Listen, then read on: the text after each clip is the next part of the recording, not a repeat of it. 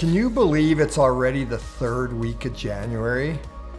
This week marks something you may have seen online, Blue Monday, often called the most depressing day of the year.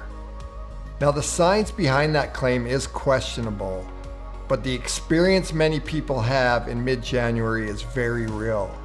Low light, high stress, holiday bills, resolutions already slipping, and workloads picking up again. It's a perfect storm for feeling tired, discouraged, or emotionally flat. But the good news is this: you don't have to stay in that slump. Your mood is not fixed, it can be changed. Today, let's talk about simple science-backed ways to reset your stress, support your mind, and move into the rest of January with focus and strength. I'm Rob from RTJ Wellness, a teacher, a coach, and someone who's spent more than 30 years helping people understand stress, resilience, and human behavior in a way that feels practical, grounded, and doable. Every year during this time, companies bring me in because their teams feel unfocused, tired, and overwhelmed. And I always remind them, there's nothing wrong with you. You're reacting the way a healthy nervous system reacts under pressure. And that means you can learn to shift it. Let's walk through how. There are a few reasons this week hits people harder. As mentioned, light levels are low, and less daylight affects melatonin and serotonin, two major hormones and neurotransmitters that help regulate mood and energy. The holiday buffer is gone. You go from connection, downtime, and celebration straight into full routine, deadlines, and pressure. Resolutions slip. When goals feel shaky, people feel guilty, and guilt drains motivation. And stress accumulates. Your nervous system is still catching up from December. Even if your calendar has moved on, if this week feels heavier, it's not weakness, it's the body reacting to life's demands. One of the most powerful things you can do in the weeks like this is shift how you interpret stress.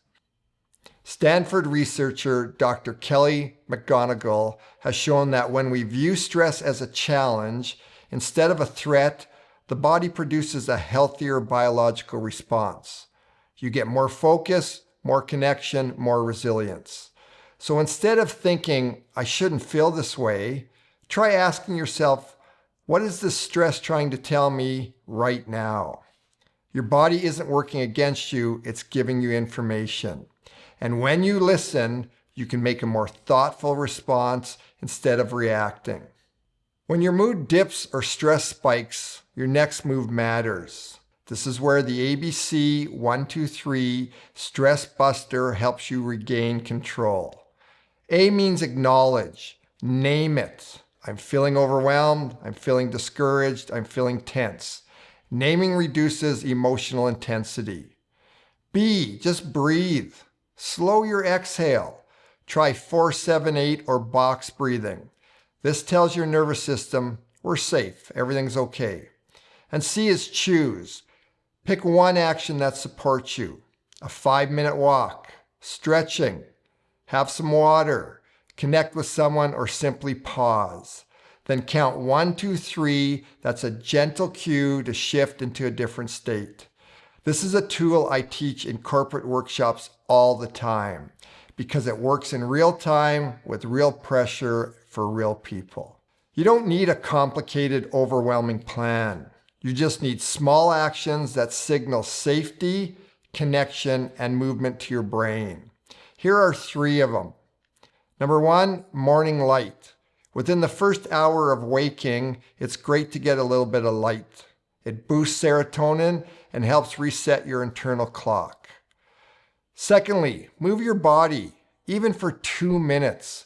Movement shifts chemistry. Stress hormones like cortisol go down, and positive mood hormones like serotonin go up. Thirdly, reach out to a person. Human connection is one of the fastest ways to calm the nervous system. These aren't complicated strategies. They are simple, easy ways to help look after yourself. They help tell the brain, we're okay, keep going. I recommend using the DGW filter for tough weeks. When you're in a low energy week, the DGW filter becomes essential. Ask yourself before acting, does this help me decompress and design the life I want? Or is it just a distraction? Scrolling won't refill your energy tank. The G part of that filter stands for this. Does this help me grow even in a small way? A walk, reading a few pages of a book, a stretch. One of those is enough to get you out of the cycle you're in. And W, that stands for your why. So does this action you're picking connect you to your purpose? Your why doesn't eliminate all the stress, but helps align your actions and behaviors with what matters most to you. It gives you a direction to move forward, and that's a great thing. This is one of the most powerful mindset tools I've seen in 30 plus years in the industry. If this week has felt heavy, slow, or overwhelming, you're not failing. You're human. Every nervous system needs recovery. Every mind needs peace and calmness, and every person needs support. With that being said, here's your invitation this week. Take one small action that aligns with your why. Use one small tool to help manage stress, and give yourself permission to reset, not restart everything. And remember, Blue Monday isn't a day to be feared, it's just another day, and you get to choose how you move through it. If this has helped you, subscribe to RTJ Wellness. Share it with someone who might be struggling this week, and tell me in the comments, what's one choice you're making today to support your well-being? I'm Rob from RTJ Wellness, helping you live well from the inside out.